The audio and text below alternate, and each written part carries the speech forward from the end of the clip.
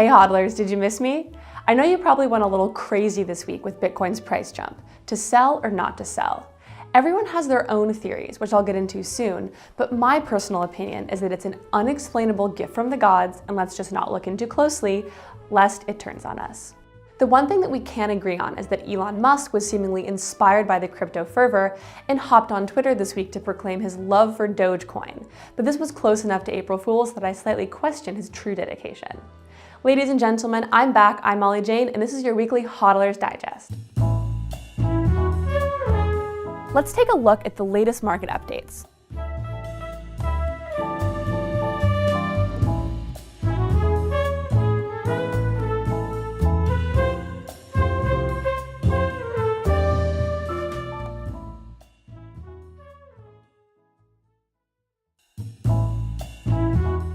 This week following alt season, where many altcoins were outperforming BTC, Bitcoin surged 15% in an hour, breaking through the 4.2K resistance and eventually reaching a high of $5,000.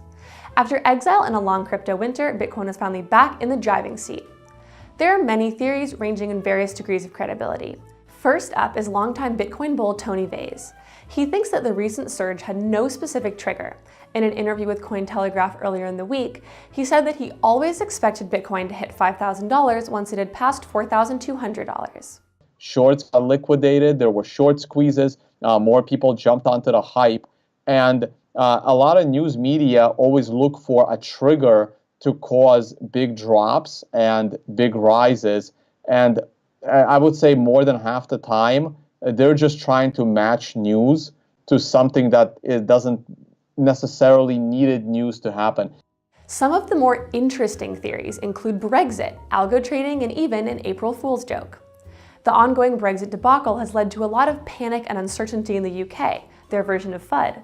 A recent study found that £66 billion have been wiped off the market since last June, so there is speculation that investors might be converting their pounds into Bitcoin ahead of Britain leaving the EU, although when that actually happens is anyone's guess. A more mysterious theory has to do with algo trading or algorithmic trading. According to Bloomberg, there were reports of a $100 million Bitcoin order that triggered computer mechanisms. The order, allegedly spread around major exchanges, Coinbase, Kraken, and Bitstamp, led to the price surge. The real trigger, of course, was the SEC approving a Bitcoin ETF. That's the real reason. But apart from the fact that this never happened, on April Fools, the publication Finance Magnates ran with the headline, "SEC drops the bomb, approves Bitcoin ETF." This is perhaps one of the less credible catalysts for the surge. We spoke to Rand Neuner and his thoughts about what's happening. I actually published a tweet a few days ago where I said there are over 1 million people on crypto Twitter, and not a single one of them can tell us why the market went up. And I've heard all of the conspiracy theories. I've heard about the algo trading. I've heard about the mysterious $100 million order. I've heard about the Russians loading up on cryptocurrencies. I've heard about the fact that it may be related to the SEC, and of course that it may be related to the article by Finance Magnates around the April Fool joke that they did about the SEC approving the ETFs. None of those make sense. And I think essentially what we should accept is that the reason why the market went up is because crypto as an asset class has been oversold for a long period of time. Now, as to why it went up so fast, so quickly, I'm not sure that anybody has been able to unravel the puzzle. But what we can say is we know that the market has been depressed because if you look at the fundamentals of the market, which is the adoption of the technologies, the number of apps being built on blockchains, the number of users that are growing, there has been much more progress than the market has given us credit for. And I think it was the case of the market playing catch up. The U.S. Securities and Exchange Commission issued the long-awaited framework providing guidelines for startups planning to issue tokens in compliance with U.S. federal law. While not legally binding, the framework is meant to be an analytical tool to help market participants assess whether the federal security laws apply to the offer, sale, or resale of a particular digital asset. The criteria applied reflect those of a Howey test, the standard methodology adopted in the US to define whether a transaction can be defined as an investment contract and therefore a security. The question of whether a token is a security or not has major implications for the issuer. In case the token falls under the definition of a security, then the company that issues it needs to undergo a time-consuming and expensive regulatory process. According to the definition provided on the framework, an investment contract exists when there is the investment of money in a common enterprise with a reasonable expectation of profits to be derived from the efforts of others. Despite the fact that many welcome the framework as a significant step toward crypto regulation, many observers criticize the document in being far too vague in many aspects.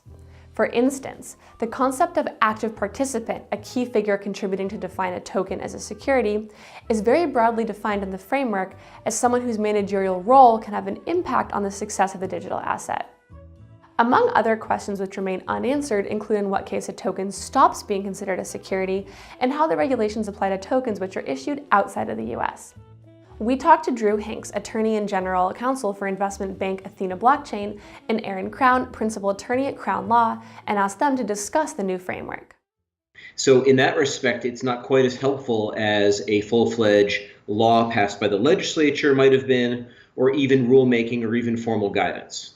So putting forth more detailed questions and considerations is helpful for people who want to launch systems and helpful for their attorneys because it clarifies and gives more granular information to allow them to analyze these systems to determine whether they think it makes sense to offer them as securities or not, determine whether it makes sense to seek no action letters or not. Overall, I believe that this is a positive development for the industry in the United States.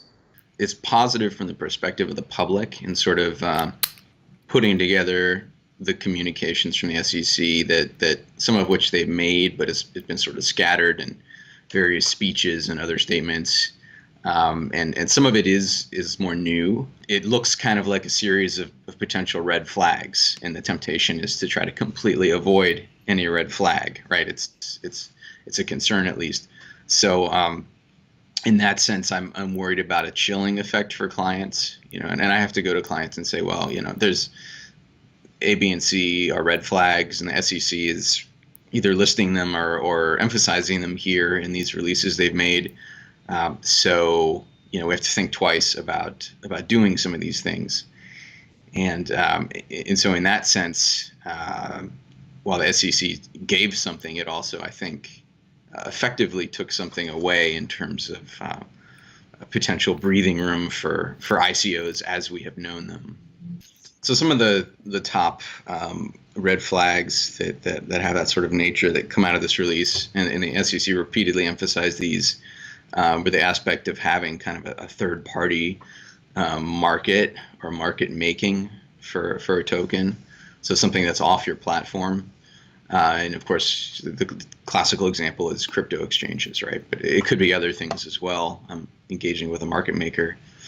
For instance, they mentioned the use of token sale proceeds for development, or really any sort of general purposes, as an area of concern. So that, obviously is a huge motivator for ICOs generally, is to raise money for development. So if that's a red flag, obviously that is, that's throwing some serious cold water on the sector. It again focuses on, at a certain point, whether an instrument that was issued as a security is no longer appropriately thought of as a security because there's no longer reliance on the issuer or some central actor to create value or to create the return.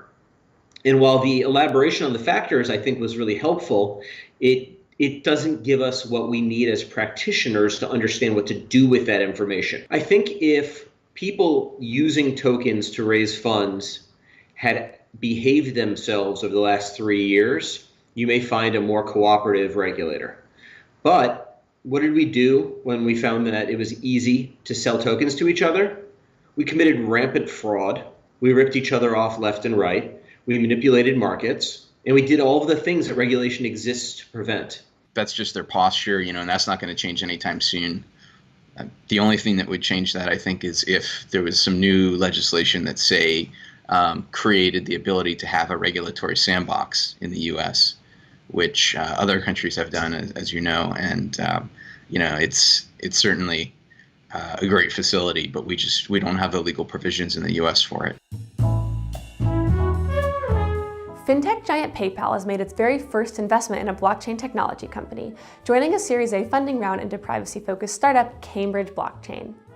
The startup provides blockchain-based solutions, allowing financial institutions to give customers total control over their own data.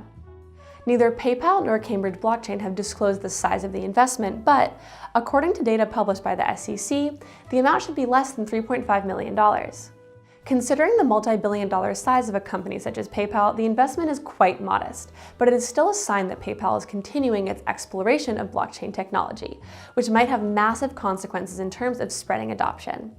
As PayPal co-founder Luke Nosek pointed out at the World Economic Forum this year, at its inception, PayPal was inspired by the same ideas of decentralization as the foundation of blockchain. We don't know this, but the mission of PayPal was to create a global currency that was independent of interference by these corrupt cartels of banks and governments that were just debasing their currencies.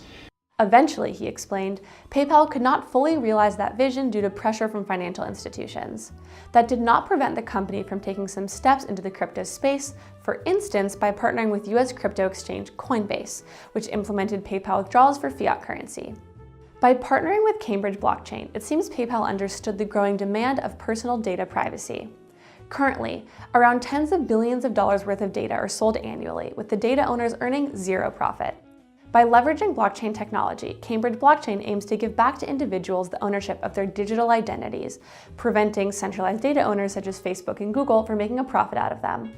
We talked to Matthew Commons, CEO at Cambridge Blockchain, and asked him to give us more insight into their partnership with PayPal. There are really business problems where you don't necessarily want one entity to see all the data and control all the data. So we think that identity itself is really a natural application area for blockchain.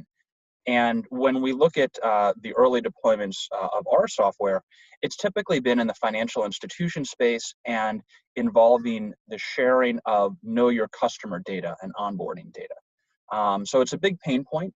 Know your customer checks are typically fairly expensive, fairly time consuming, and not the best customer experience. For Cambridge Blockchain, we found the best early traction in Europe. Mainly because of things like the GDPR and the strong data privacy rules. It just provides more challenges for managing sensitive data in centralized databases.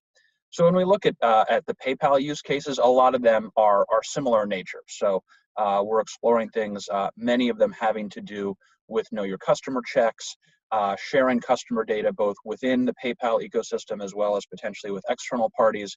And making an onboarding process that is faster, lower cost, and a better customer experience. So Matthew, how is your product going to benefit like a big company such as PayPal?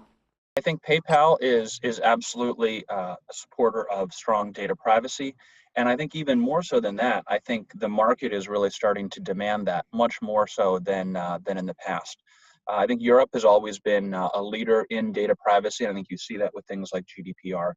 But some recent events, I mean, whether it's the hack of Equifax, whether it's the Facebook Cambridge Analytica scandal, these have been real perception-changing events and have driven an increasing awareness of data privacy on a global basis, especially in the United States, where you have a new data privacy law that was recently passed in California, and there's actually discussion of a federal data privacy law as well. So I think the world is changing. I think people are starting to be more concerned about how their personal data is managed. I think they're starting to demand more control over that. So I think that broader context is definitely shaping this investment as well. So what do you think about PayPal's stance toward data privacy issues? So a lot of it is reinvesting in R&D and also working on scaling the technology to much larger numbers of users. We're starting our deployment. How do you plan to use the funds that you just raised? In Luxembourg, which will be with about 600,000 end users, and that's going very well. Coinbase has expanded into cross-border payments with XRP and USDT. Anyone with a Coinbase account can send and receive funds internationally, convert them into local currency, all without having to pay a fee, apart from the on-chain fees, of course, for transactions outside of Coinbase. Last month, Ripple began a big push for cross-border payments and remittances by partnering with India's Federal Bank, who now use the Ripple network for cross-border remittances. They also launched 2 remittance platforms in the UAE for making payments to India.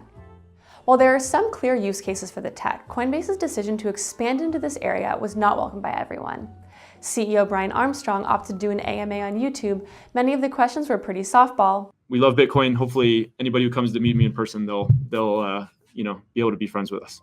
But some were more critical.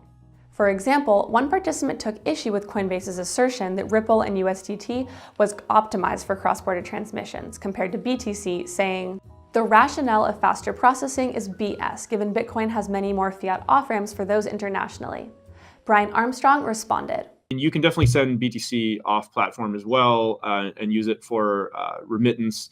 I think you're referring to, there was a landing page that we put out that was sort of emphasizing some of the use cases around it. Don't read too much into that. Like you can do remittance with crypto on Coinbase in XRP, BTC, USD coin, all of the above. Eventually, Armstrong agreed with the participant that Bitcoin does have more fiat off-ramps. Unsurprisingly, one topic that didn't come up was the whole Neutrino affair. Coinbase recently acquired Neutrino, whose leadership were members of Hacking Team, a tech company that worked with repressive regimes to monitor political activists and journalists. Despite the fact that it wasn't mentioned, the scandal still cast a shadow. When he spoke about the most ambitious thing he wanted to do in the next 5 years, he mentioned Venezuela, saying, 50% or more of all transactions in the economy are happening in crypto. Like that would be amazing. Maybe, honestly, like overthrow some corrupt dictators in the world. That would be awesome. Coinbase cannot be held responsible for the past actions of Hacking Team, but it certainly doesn't look good when the head of an American company casually talks about overthrowing foreign leaders, no matter how corrupt. This episode is sponsored by YouHodler. Is your regular wallet empty but your crypto wallet full? If you are a hodler with no cash, you can now borrow fiat hassle-free. YouHodler provides crypto-backed loans, which means you can borrow up to $30,000 in cash instantly and use your crypto assets as collateral. YouHodler accepts all major credit cards and cryptos. Automated KYC and AML checks mean the whole process takes a matter of seconds. With YouHodler, you can get USD, euros, or even stable coins like USDT, if you are a true hodler. You can also link up your personal debit or credit cards for quick loan withdrawals. Once you repay the loan, you get your crypto collateral back even if Bitcoin has gone to the moon. Also, YouHodler now lets you buy crypto with fiat. Check out YouHodler. The link is in the description below. There were a million theories for the sudden price surge this week. In the comments below, give us your reason. Ridiculous answers only. And as always, remember to like, subscribe, and hodl. Cointelegraph. Like, subscribe, and hodl.